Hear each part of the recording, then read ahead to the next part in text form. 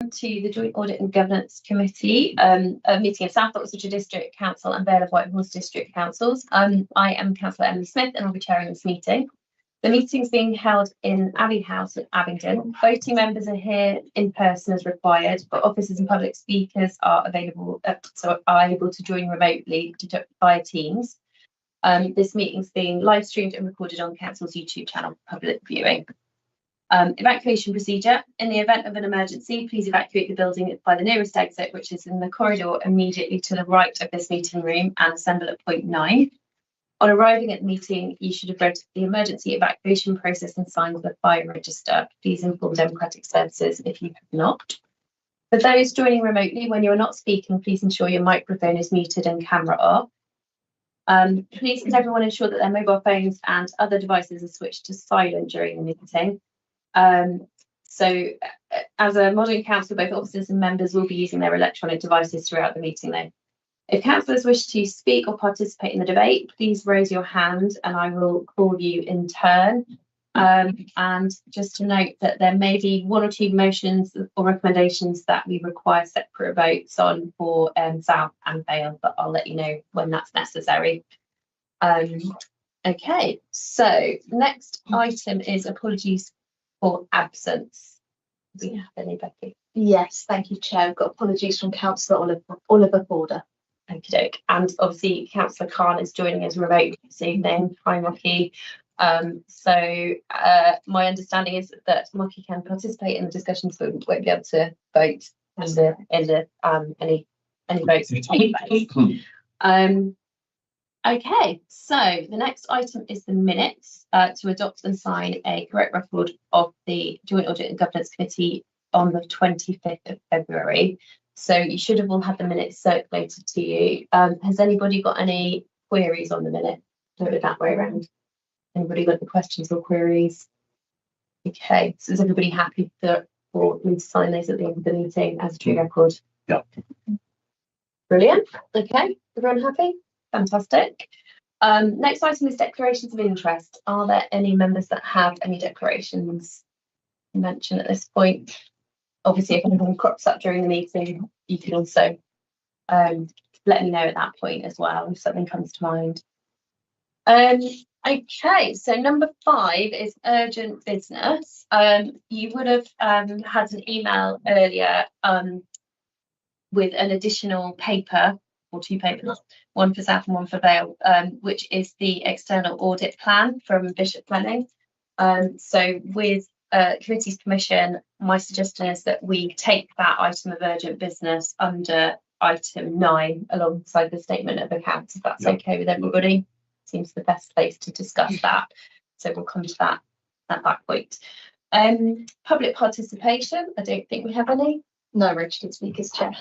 Okay, so in that case, we're up to item 7, which is the internal audit plan. So I'm going to pass over to Victoria for that item. Thank you.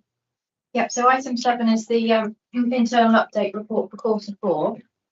So in quarter 4, we've completed 6 audits in total. We've got 4 key financial and 2 operational. All of them are rated either reasonable or substantial. And on the plan, so remaining for the rest of the year, we've got 8 audits to finalise. So we've got 4 key financial and 4 operational. So the status of these are all close to being finalised. Either the fieldwork has been started or it's near completion. So we expect to get all the audits on the plan completed by the end of April. And in terms of open actions, so this time around, I performed a follow-up on all of the open actions. Last time we met, it was just focusing on some of the longer overdue ones. In terms of engagement, we've had really good engagement from action owners this time, so 100% response rate, which we haven't had previously, so that's really good. And not only that, we've had very detailed responses back on the status of actions and more realistic kind of timeframes for ones that are still open. So yeah, very good engagement on that. Happy to take any questions on the audits or the open actions if there are any. Thank you. Okay, thank you, Victoria. So does anybody have any questions or comments to make? Yes, Struggling to. Just cover the audit of the non-domestic business rates. Yeah, we've got an NDR that we can. Yeah, sorry, NDR. Yes. So I can ask you a question about that at this point. Yeah. I'm a bit concerned about the amount of overdue, the amount of debt that's outstanding on this one. I've seem to have lost there's a very substantial sums of money that aren't owed, that's owed, and goes back quite a few years. Is that correct? So the actions that we raised, so the recommendations and findings that we had on the NNDR was related to regular write-offs of age debt. So there's a large sort of pending write-off balances. Right. So it's more the administration behind that. We've identified them. There's age debts to be written on. They need to be rewritten on. So that we rated that as a priority 3. So we didn't feel that was high risk. Okay. And then with relating to that topic as well, there was just an action from Capita then confirm back to the client team once they had written off debts, because that we found that wasn't always happening. So those were the 2 items that we found on the audit. Otherwise, we didn't have any concerns. Oh, right. Okay. We collect an NDR on behalf of other organisations, don't we, like the county council and the police, and we pay over to the county council and the police. Do we pay over the ones we don't receive? Do we pay over the notional collection, or do we pay over what we actually? Are they suffering these non-collectioners, or are we bearing all of it? Richard's popped up. Richard, maybe able to help me out on this one.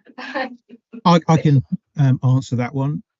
No, we share the bad debt between ourselves and the county council and the government. The police don't actually get any NNDR income, but we share the income, and that includes the deficit for the bad debts. Right. Okay, that's slightly comforting. We didn't actually get much of that revenue anyway, do we? Most of it, of an NDR, really benefits for our services by a relatively small proportion. Is that right? Yeah, it's a tiny proportion of NNDR that we're allowed to keep. About 5 million out of 90, something like that. Yes. per council. It is very small. Okay, thanks very much. That's clarification. Any other questions? That's Robert. Well, yes, I mean, there was quite a lot of uncollected debts there going over quite a year, not just the NDR, but also on the other paper as well. And I'm wondering whether we could have some background as to what type of, because it's my understanding of reading the paper was that there's been overpayment, and then they try to claim back the overpayment. And I was interested in what kind of situations the overpayment has been in, because I know of situations like with people on care allowances and things, it gets, it's very easy to not know when you're the right side of the overpayment and the not overpayment. So we clearly don't, we have a good percentage return, but actually quite a high level of that debt. So I'm just wondering if we could have some details of the sort of cases that happens to. So we're obviously focused on the process. So in terms of what the overpayments were for, I'd probably have to come back to you on that one, unless Richard or Anna have the information to hand. But yeah, we were focused on I can answer on the process side of things, but probably not to hand on what the overpayments were for. Yeah, no, I don't have the detail. I'm afraid it would be something we've had to come back. Yeah. Yes, I mean, I think sometimes we don't chase people because they've got quite a good case when they didn't understand that they were in an overpaid state. And are we just being nice, not chasing those, or are we being lax, not chasing people who genuinely were claiming for more than they should have done? So Yeah, so the audit picked up on the overpayments which sort of dropped out of the recovery process, so we've raised an action around that one. And again, the overpayment debts that need to be written off, but in terms of what they were related to, I can have a look and come back to you on Yeah. that one. That's fine. Are these overpayments for an NDR debts? I think it's the housing benefits audit that you were. Yes, it was a referring to. recommendation. Okay, so that's something that, yeah, so I can take that one you're away. able to take Yeah, that as an that's fine. action. Yeah. Victoria, thank you. Okay, any other queries? Yeah, Mike? Yes, on benefit over payments, for example, that's listed with subsequent sort of confirmation of values and numbers and so on. So you've got policies and procedures, benefit assessments, benefit payments, benefit overpayments. The overpayments are identified. Next bit is fraud prevention. Processes are in place to prevent and detect fraud. But there isn't any corresponding sort of comment on that or any measurement in place. Is there any measurement in place? Are you referring to the key risks that we reviewed in that audit at the top? Yeah, of the first I'm on page 2 pages. At page page 14. 14, yeah. And then if you follow it on to page 15. Yeah. There's nothing corresponding for fraud performance or measurement of that. No, so in the key findings sections, we typically tend to pull out things that are points to note. So I can only guess on that case that there wasn't anything to note on that risk that we looked at. Yeah, we always consider the risk of fraud in all of our audits. But in terms of key findings, we didn't have anything to note on that one. Okay, so does that mean there's none being detected? So where we've got its processes are in place to prevent and detect fraud, and for fraud referrals, does that mean there's nothing being? So we would have assessed the work that our internal fraud team do. So we've had an objective on that and looked at their work. So normally we don't find any issues with the work that they undertake. So we haven't included it here. We don't include everything that we do, but if you want more information on that, I can have a look what we put in the working paper and pull that out. Right. Share that with you. Yeah, just be interesting to know if they are Absolutely identifying. And I appreciate your role is not the doing of it. Yeah, no problem. Okay. That's all right. I just had a small question on the same area, the benefit over payment. For South, we're given to understand that there's 1.3 million of debt outstanding for 2020 and older. So I think that's it's stating anyway that it's pre-COVID. So presumably up to March 2020. And then the period afterwards, excluding 2024, is said to be 1.6 million. And you might have expected more issues to arise during COVID, but perhaps some of those things have already been written off or cleared. I was just wondering why that 2020 and older is quite a significant figure. It's still on the books and it's not been written off. Just where we are with that and whether that's what we would expect to be the case. Yeah, are you referring to on page 15? Is that where you're? Yes, section 4, yeah. I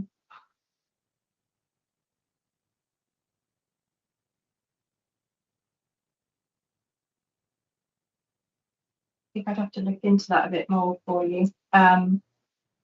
I know, as I say before, we had a recommendation about the pending write-offs, and we raised an action to get those processed because there's a bit of a backlog on there. It's just that the sort of 5 years have passed since March 2020, and that feels quite a long time. Yeah, I think we did in the audit. We got some comments back from the service manager. I just can't see them here, so I can have a look at those and share those with you if that's helpful. It might be that's a simple answer, like there's a payment plan in place, and it's just taking a while to bring it in. That might be the answer. I don't know. Yes, I remember we have asked the question. I can't see it included in the report here, so I can get back to you with the responses on that one if that's okay. Any other points on the audit report?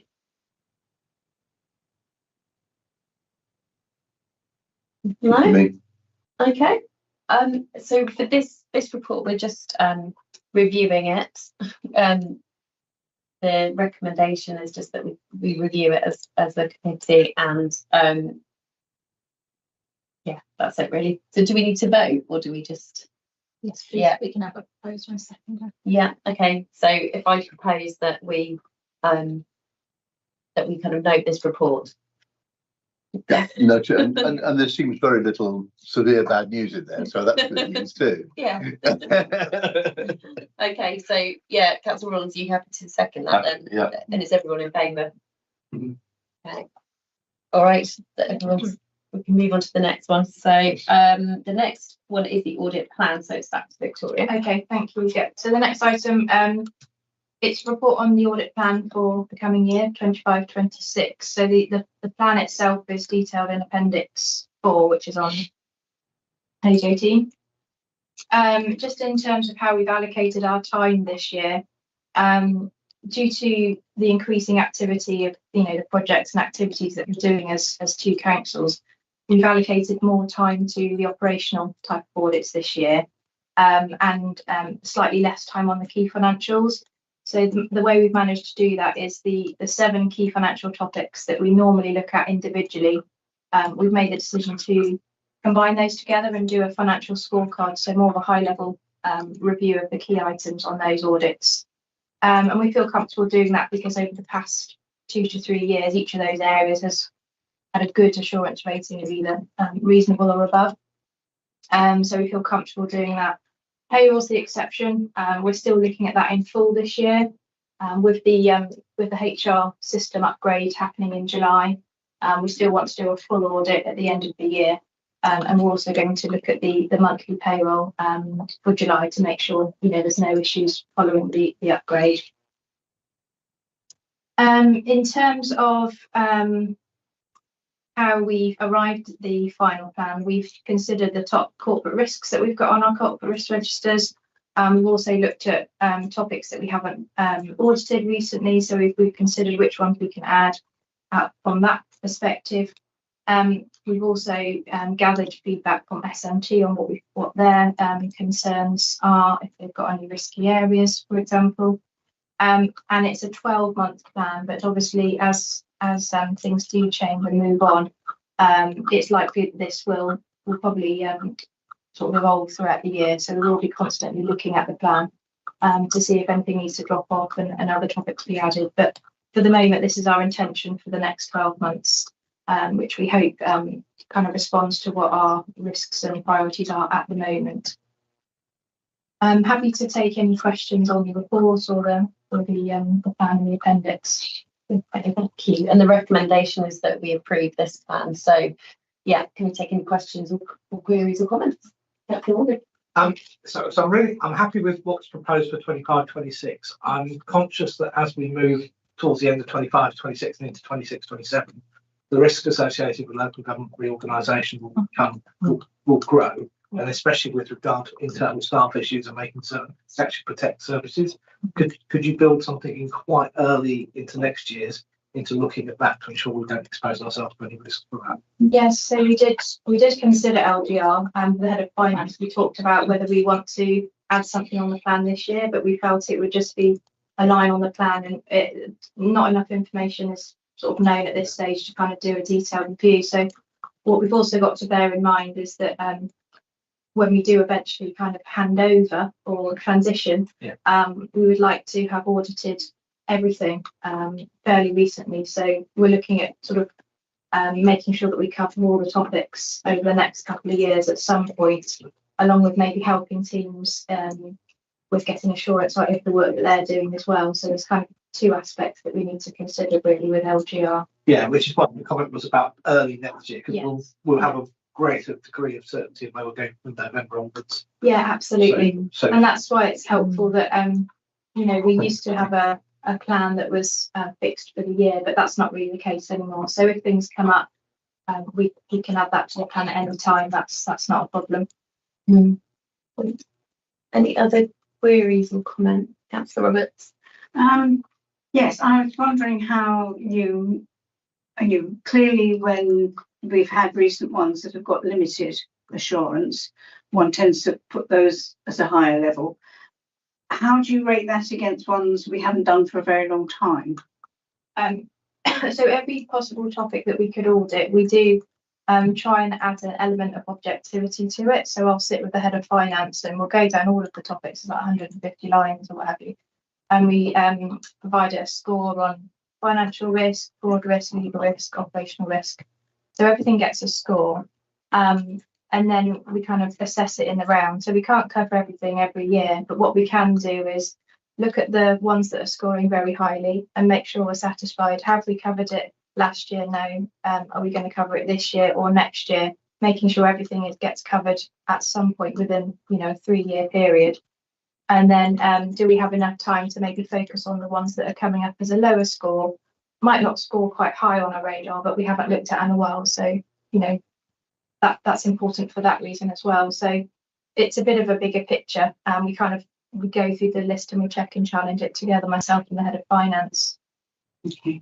Yeah, because there's some here that haven't been done for quite some time, like 2018-19, but others that had a poor rating last time obviously are in the package. So, and it could be that sometimes we make the decision not to look at the ones that are rated limited assurance because they've still got open actions which I'm actively following up. So there might not be so much value in looking at it too soon afterwards because we're still trying to implement the actions from the last audit. So yeah, it's always a bit of a balance trying to get a mix of ones that we haven't looked at that we think's okay, but actually should we leave them? Should we look at them? So I'd say this year it's quite varied in terms of what we're looking at.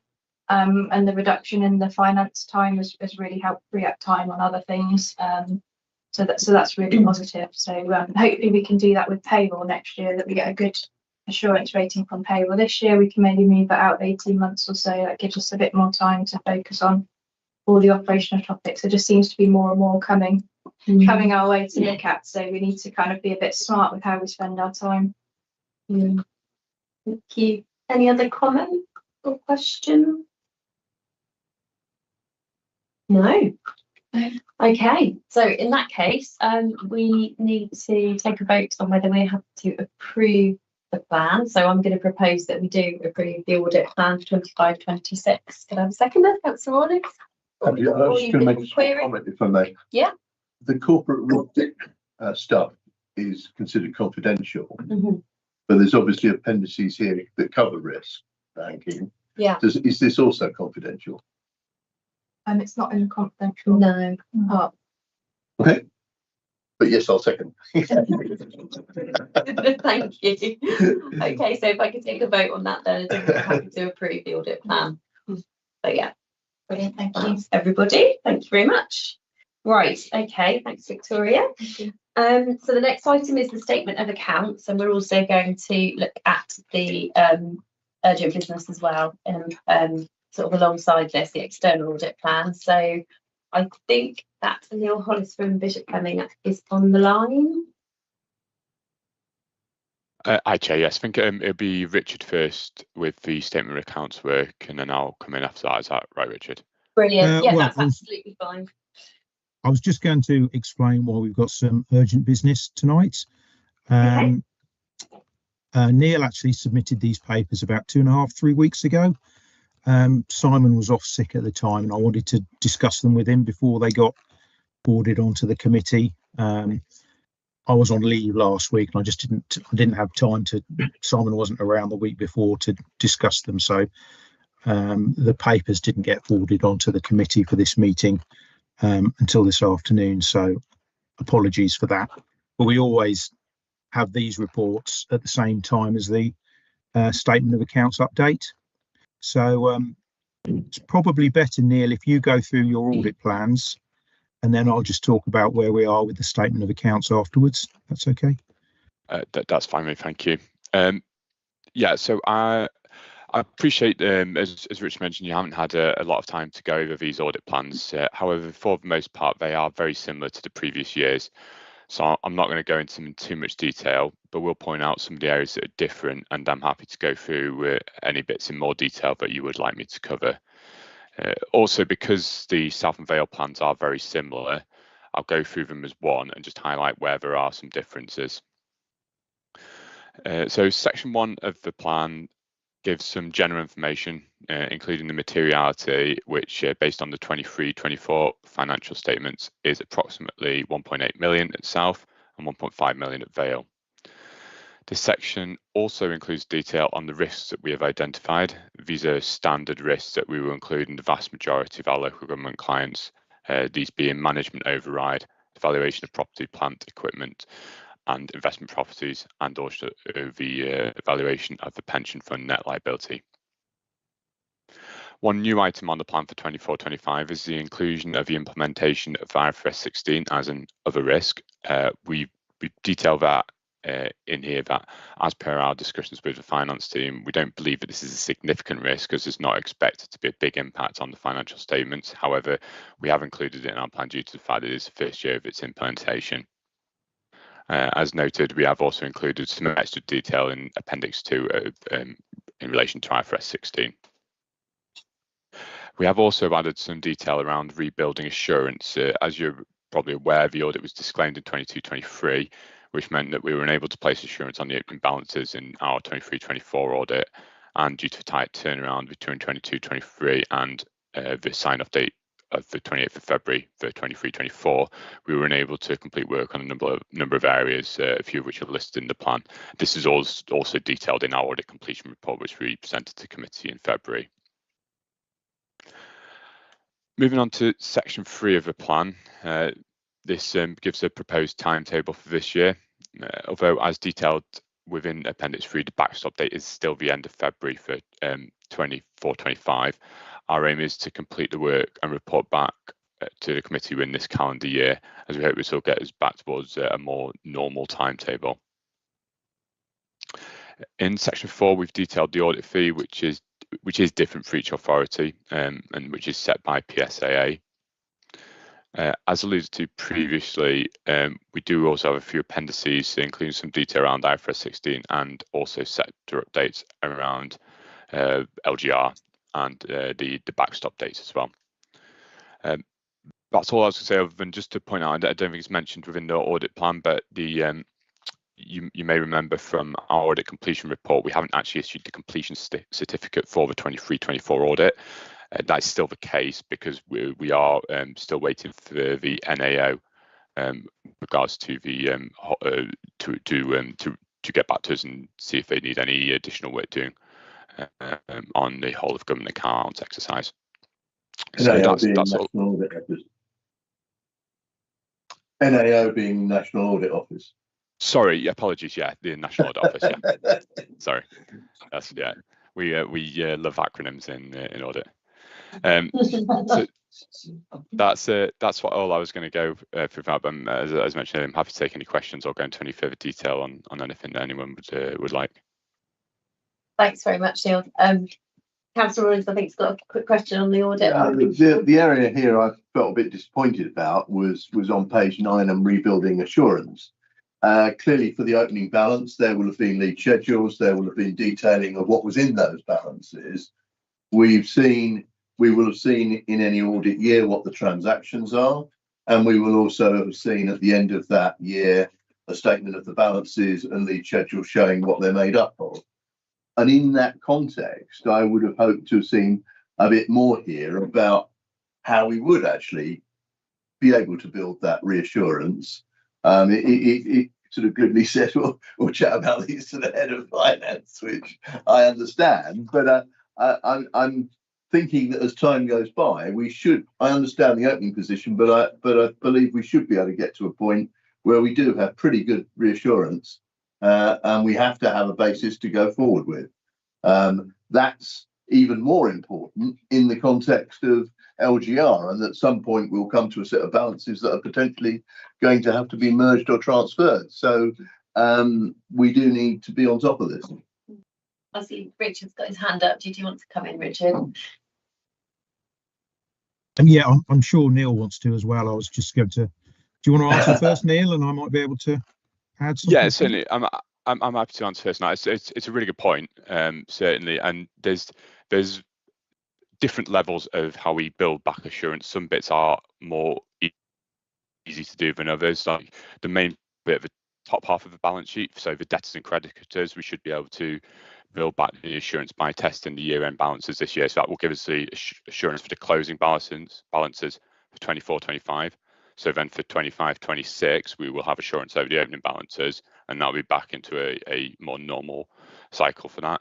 Property, plants and equipment is a little bit more complex because we have to do that over the course of the revaluation cycle. So we need to test the assets that have been revalued in year, but over the course of that revaluation cycle, we will be able to rebuild assurance on that. Where it gets more complicated is the reserves, because the brought forward balances are now dictated by in-year movements which have not been audited in the past, and short of going back and auditing prior year transactions, we cannot easily rebuild assurance over those balances. And that's just to point out, this is a national issue across the board. There's discussions going on at a national level across firms and regulators in terms of specifically that reserves issue, how that is achieved. And as you correctly point out, with the added complication of LGR into that, because you'll have some councils come in who've always had clean opinions, and then you'll have some with disclaimed opinions, and it's very tricky. And Richard, did you want to add anything? I was really just going to say that as well. I'm hoping that the auditors this year will agree the top half of the balance sheet. That it's the reserve position that's going to be very, very difficult to get back to and prove. And I know there's sort of national discussions from auditors on how they're going to do that, but it's easy enough really to do the top half of the balance sheet over the next couple of years, because it's just valuations and debtor and creditor figures, but the apportionment of reserves will be much harder. You want to come back on Just to clarify, so with the reserves, it's possible to value them overall and identify them overall. Well, it's the makeup and what the general reserve is that would be your particular area of concern, would it be? Yeah, it'll be the split between usable and usable reserves, and Exactly, say the general fund. Yeah. Okay. Okay. Councillor Roberts. I've got a different question. I wondered, with both councils taking on a larger property investment area, do you foresee any problems with how that area is going to be assessed this year against previous years? From our point of view, the valuation of investment property is a significant risk anyway, just due to the level of judgment and complexity and the large values involved. So I think it would still be seen as a significant risk, and our approach probably won't change on that. We would look at it from an analytical perspective as well. So why is there been any increase? But that would probably just come under our sort of normal audit approach, I would have thought.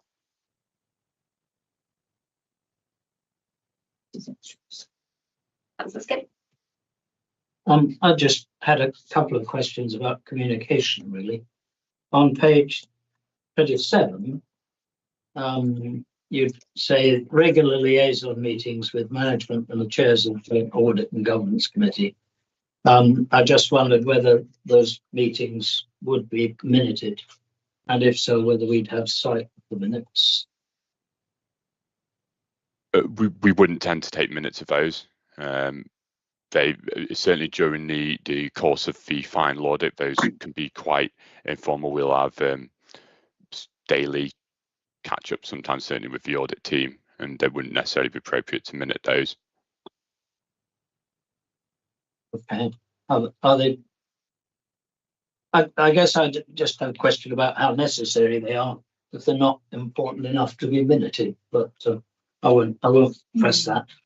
On page 30, I thought initially that a lot of things that might be problems were going to be communicated only in the audit completion report. I mean, you have picked out 2 items for discussion here, I guess, and I just wondered what your how you distinguish those. Apologies, the connection went a little bit there. Can you just repeat the question for me, please? Well, for example, significant findings from page 30, yes, the required communications. Significant findings from the audit, including a bunch of things. And the only time, according to this, they'll be communicated is in the, I take it the audit completion report is the final report. Yeah, that's correct. Feels a bit late to me somehow. Whereas there are other things, but let me finish it. The other things with respect to fraud communications that are where there will be discussions at joint audit and governance committee meetings, presumably, although it doesn't say so, in advance of the completion report.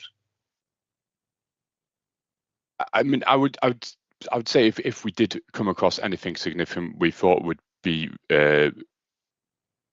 necessary to raise with yourselves before the actual audit completion report, we would do that on an ad hoc basis. But the audit completion report does list all our findings from the audit itself, and it wouldn't necessarily be ready before that time. Okay, I mean, I sort of have a problem with plans that turn out to be plans as opposed to what is actually going to happen. But... Richard, did you want to comment on this as well? Yeah, just to make it clear that in general, if the auditors find a point, we will change the accounts accordingly prior to them and the audit report coming to this committee.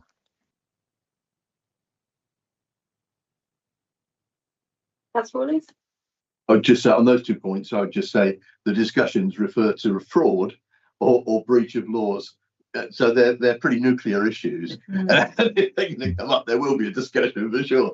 Yeah. On the housing assets, since they would have only recently been transacted at arm's length, I would have thought actually in the short term, the problem shouldn't be too serious. As time goes on and we think we may have to think more about valuation, that might be a bit of an issue, but that's kind of life anyway, isn't it? Yeah, I'd agree with that. Yeah, it would be part of our normal audit approach for those. So, thank you. Thank you. Councillor Roberts. Just one general query. Having done these in the past, the amendments to how much the fee will be is to be confirmed, and that clearly is always dependent upon what you find and how much work you have to put in. But can you give us some idea of the amount of extra money that might be if you found because you do a sample. If a sample picks up a problem, then you do a massive more amount in that area.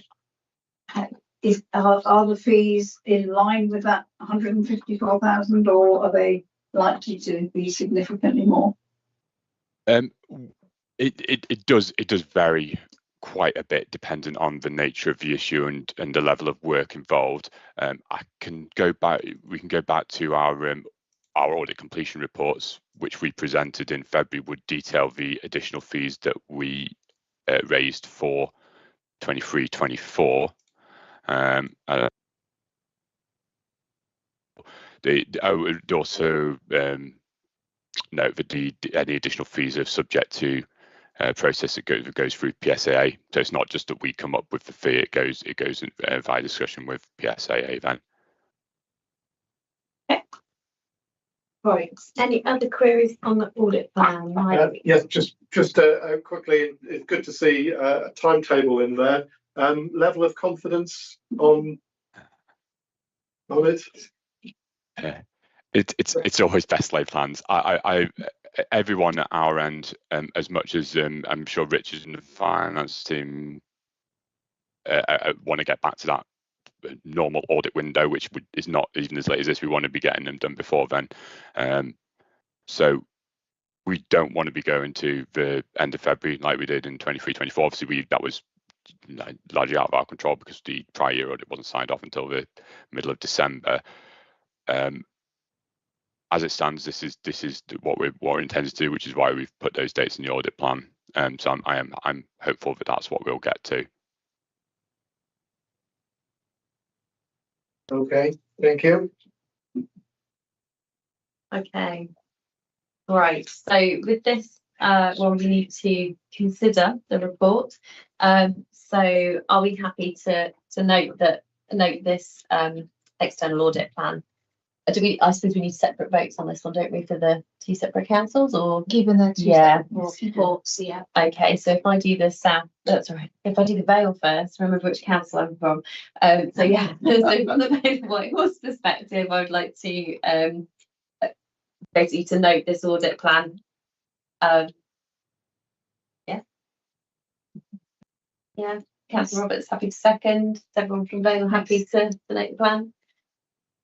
Yeah. There's only three of us today, isn't there? At least for a fourth. Don't add up. I don't think you can have two votes. But yeah, all three happy. So can I hand over to someone from South? Happy to propose that we note the report with just the note about, please, can we tidy up the concerns about the assurance on the opening balances? But yeah. Okay, I have a seconder. Councillor Morgan. Everyone from South, happy to note that plan. Brilliant, thank you very much. Okay, so we'll move on now to the statement of accounts. So I'm handing back to Richard now, I think. Okay, thank you. So this paper is an update on the statement of accounts for 24-25. The financial year ended last week. We have a timetable in place to ensure completion by the 30th of June. By completion, I mean publication of draft accounts on the website by the 30th of June. We're aiming to get them done a week or so earlier.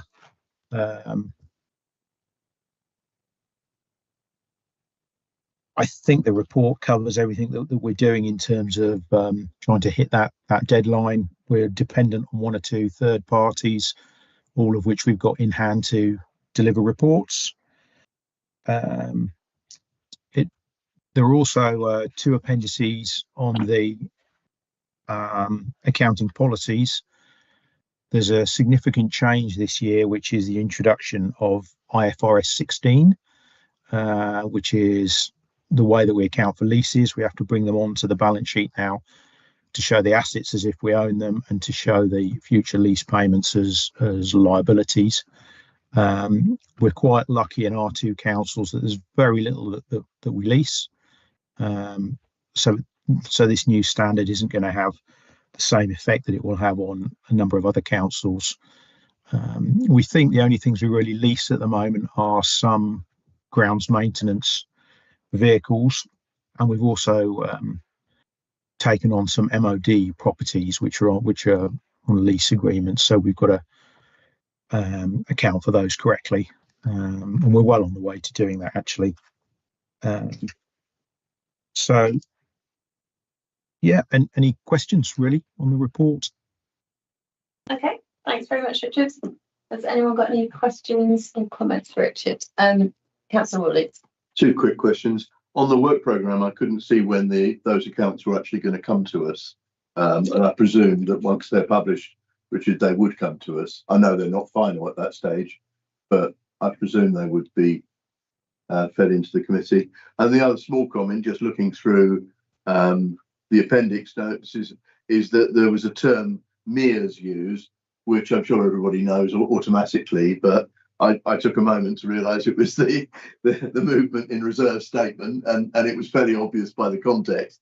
But it would be helpful if there was just either a glossary or at least a reference when it's first used to what it means. So yeah, in terms of it coming back to the committee with the draft accounts come back to us before they go onto the website, the normal process. They don't normally come back to the committee. We put them on the website when they're completed, and they don't tend to go to the committee until you're ready to sign off the the audited version. But later on. Yeah, because they come back to the committee later on, don't they, with the annual governance Yeah. statement, but at Oh, the you're time when looking they're at put onto the timeliness, really, yeah. website, Yeah. yeah, then they wouldn't normally come back. We could double check that, but I think that's what happened last year.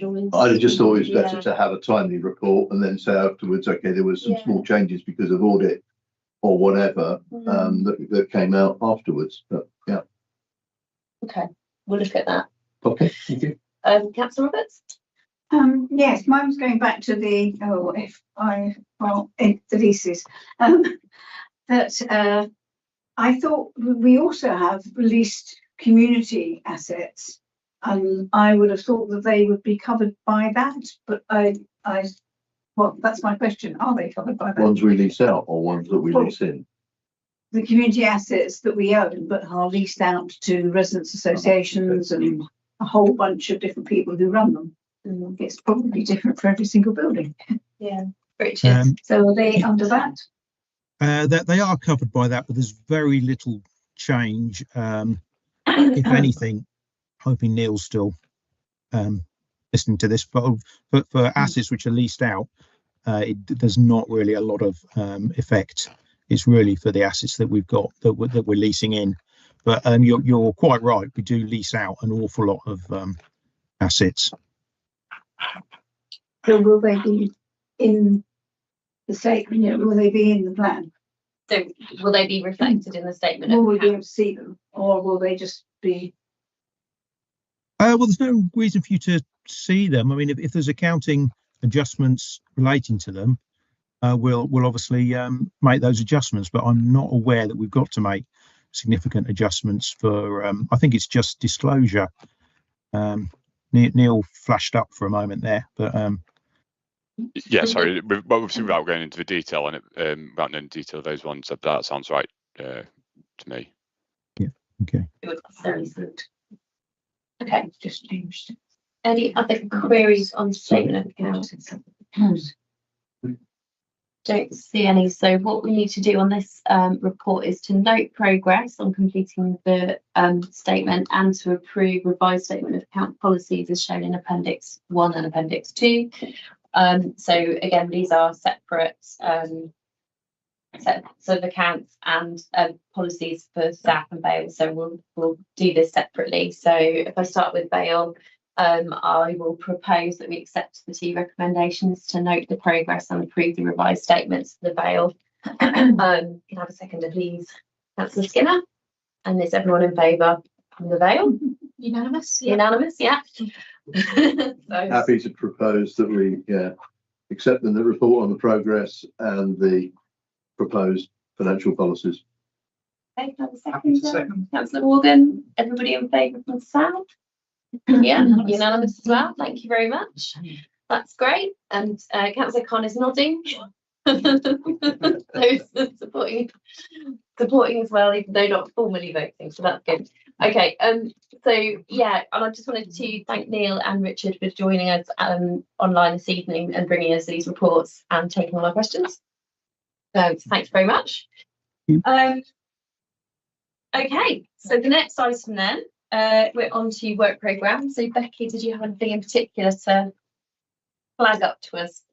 Thank you, Chair. There hasn't really been any changes since the last meeting in February. For July, we had Code of Conduct Annual Report, the Internal Audit Annual Update Report, Q1 as well for 2025 to 26, and the Annual Review of Complaints. And obviously we'll look into Councillor Rawlings' point about the draft statement of accounts as well. When would we expect the audited ones to land with us?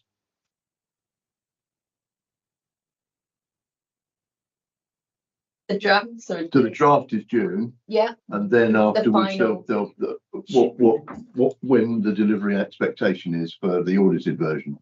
Yeah. Is that? We normally have a special meeting. Yeah. The end of December, shortly before Christmas, is when the auditors will finish. So I'm not quite. We haven't got a meeting planned in yet, but it will be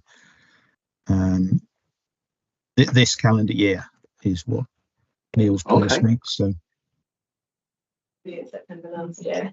Yeah, we think it was September for last year, so but in the autumn before Christmas. Yeah, so maybe Yeah. we ought to have some permission Yeah, for it, so I don't know even if it if has to move. it's not in the work programme, maybe it can go in the on the other thing, any other items we want. Yeah, of course. Exactly. Chair, could I just ask that we put that, if we are going to have an extra one, we put that date in now, because looking at the September and January ones are both pretty busy looking. It's going to get heavy. Yeah. So if we could put a date in now, please, a chance. To Is it possible to put a date in at this stage in terms of the final set of accounts? We can always put in a meeting and then cancel if it isn't needed. That's going to help. It would have to be a date the first, second week in December, because my understanding is the audit's going to be start at the end of September and finish beginning of December. Yeah, that's what we've got in the plan at the minute. So maybe we should do like we do with the budget, put one in for December and one in for January as a backstop. Just have joint audit and governance every week, and then if we don't need it, then we can cancel it. Yeah, so Becky, can I ask you to take that away and just have a look at when a good date might be at the beginning part of December? Of course. Put in the next date. Yeah, so we'll take that off and get that date out to people as soon as possible. Okay. Anything else in my programme?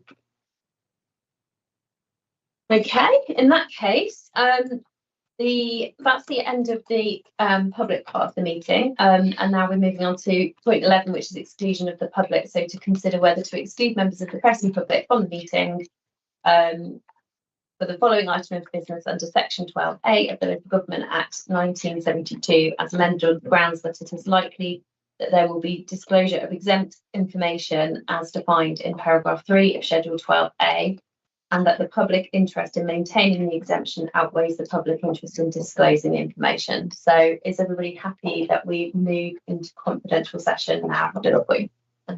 Thank you, Bertie. Please can you end the live stream?